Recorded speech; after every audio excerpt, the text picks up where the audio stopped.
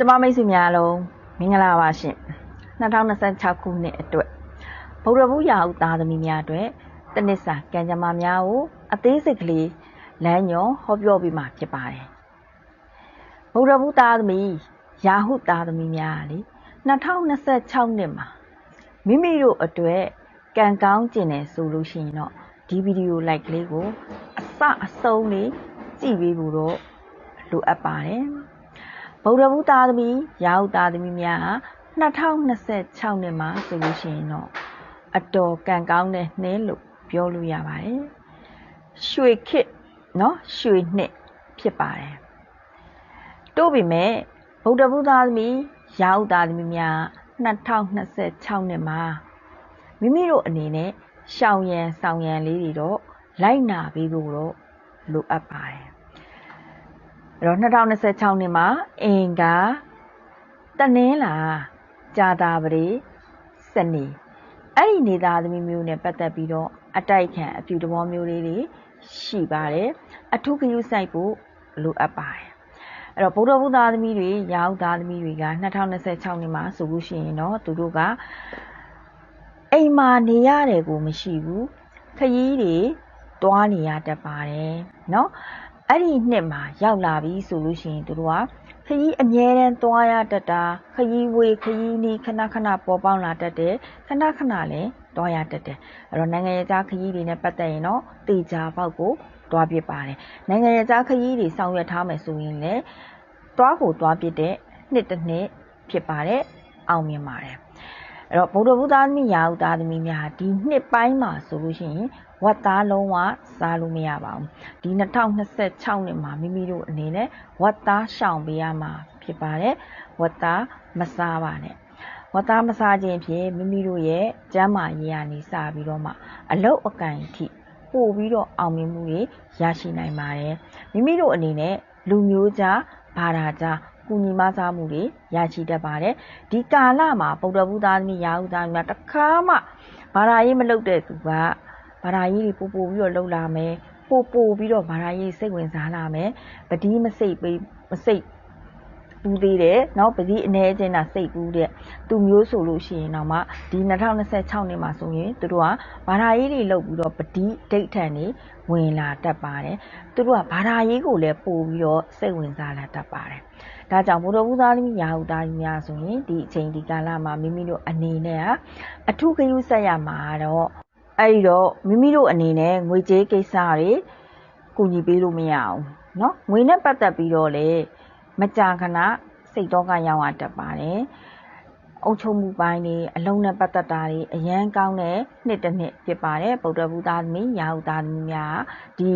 ကာလဒီနှစ်ပိုင်းမှာဆိုလို့ရှိရင်တော့သူတို့တွေကထိတ်ဆုံးထိရောက်နိုင်ပါတယ်အနုပညာသမားတွေဆိုလို့ရှိရင်လည်းထိတ်ဆုံးထိအောင်မြင်မှုတွေရရှိနိုင်ပါတယ်လူသိထင်ရှားတဲ့သူတယောက်လိုဖြစ်သွားတတ်ပါတယ်ပညာရေးနဲ့ပတ်သက်ပြီးတော့လည်းပညာထူးတွေသင်ယူရတတ်ပါတယ်သင်တန်းတွေတက်ရောက်ရတာမျိုးပေါ့သင်တန်းတွေသင်ယူရတာမျိုးပေါ့နော်နောက်တစ်ခုအနေနဲ့ကကြတော့သူတို့ကကြတော့စိတ်နဲ့ပတ်သက်ပြီးတော့မှစိတ်အပြောင်းလဲတွေအယမ်းမြန်တတ်ပါတယ်အရင်တော့သိခံတတ်တဲ့လူကဒီတက်ပိုင်းခြားမှာသိခံမှုတွေနည်းကျဉ်လာတာကိုလည်းတွေ့ရတတ်ပါတယ်ဒါကြောင့်တတ်နိုင်သလောက်မိမိရဲ့စိတ်ကိုတော့ထိန်းချုပ်ဖို့တော့လိုအပ်ပါတယ်စက်ပစ္စည်းတွေနဲ့တော့အကျိုးမပေးပါဘူးစက်ပစ္စည်းတွေအယောင်းဝယ်လုပ်မယ်ဆိုရင်တော့အထူးဂရုစိုက်ပါဆုံးရှုံးနစ်နာစရာတွေပေါ်ပေါက်လာတတ်ပါတယ်စကားကြောင့်ဒုက္ခရောက်တတ်တဲ့စကားပြောတွေမှားတတ်ပါတယ်ဆွေမျိုးသားချင်းတွေစိတ်ဝမ်းကွဲစရာတွေပေါ်ပေါက်လာတတ်ပါတယ်ညီယာအမှုခင်းကိစ္စတွေပေါ်ပေါက်လာတတ်ပါတယ်အဲ့တော့ဗုဒ္ဓဘုသားသမီးရာဟုသားသမီးများမိမိတို့အနေနဲ့ကကြတော့အသက်18နှစ်26နှစ်28နှစ်44နှစ်48နှစ်55နှစ်အဲ့ဒီအသက်ပိုင်းခြားရောက်ရှိနေတဲ့သူတွေဆိုလို့ရှိရင်တော့အရှက်တကွဲအကျိုးနဲ့တွေဖြစ်တတ်ပါတယ်ပျက်စီးဆုံးရှုံးရမှုတွေများစွာကြုံတွေ့နိုင်ပါတယ်အသက်အနေနဲ့တော့ထိခိုက်တတ်ပါတယ်တိုးတက်တန်ယူကိစ္စတွေလည်းကြုံတွေ့နိုင်ပါတယ်မိမိရဲ့နာမည်ဂုဏ်သတင်းတွေပျက်စီးလွယ်တဲ့နှစ်တစ်နှစ်ဖြစ်တတ်ပါတယ်နောက်တစ်ခုအနေနဲ့ကကြတော့ဒီကာလမှာအိမ်တောင်ရေးကိစ္စ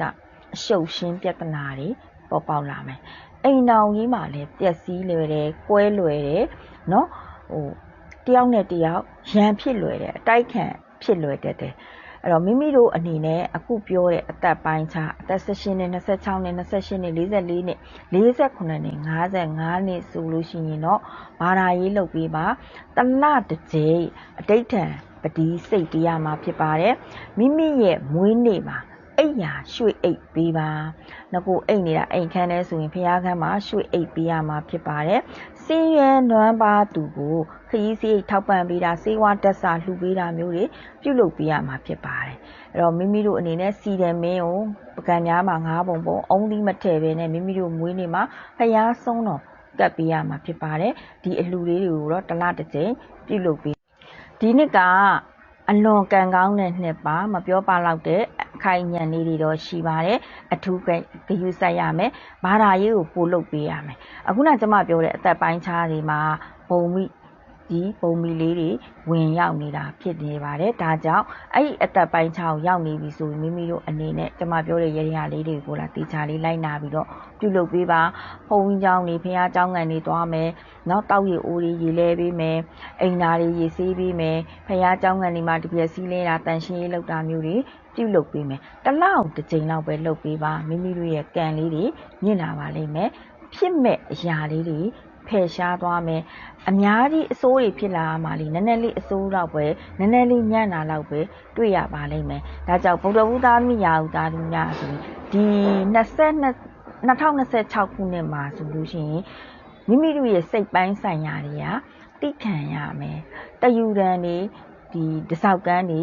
ဆုံးဖြတ်တာမျိုးတွေရှောင်ရမယ်ဒီလိုနှစ်ပိုင်းခြားမှာအခုလိုမျိုးတွေဆုံးဖြတ်တတ်တယ်နောက်တစ်ခုကအုပ်ချုပ်မှုနော်အုပ်ချုပ်မှုကတစ်ဖက်သက်ကြီးအုပ်ချုပ်တာမျိုးတွေလုပ်လို့မရအောင်ဘာသာတရားကိုပို့ပြီးတော့ယုံကြည်မှုပို့လုပ်ပေးရမယ်ကျမ်းမာရေးနဲ့ပတ်သက်ပြီးတော့က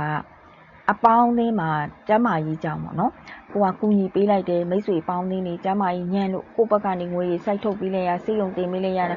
ဒါမျိုးတွေအဖြစ်အကျုံများတတ်တယ်အတွေ့အကြုံများတတ်တယ်ပေါ့နော်ဒီကာလလေးမှာမိမိအနေနဲ့ကြတော့အုံနောက်အာယုံကြောဂရုစိုက်ရမယ်မျက်စိနာဂရုစိုက်ရမယ်မိမိရဲ့စိတ်တဘောထားလေးတွေဟာဒီကာလလေးမှာမိဘဆရာသမားကိုပို့ပြီးတော့မှ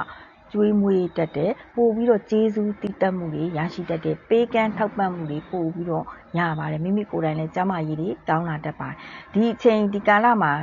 အဆောင်တဘောမျိုးစောင့်မယ်ဆိုရင်တော့ထိန်သားလေးနဲ့ရှင်ဥပဂုတ်တနော်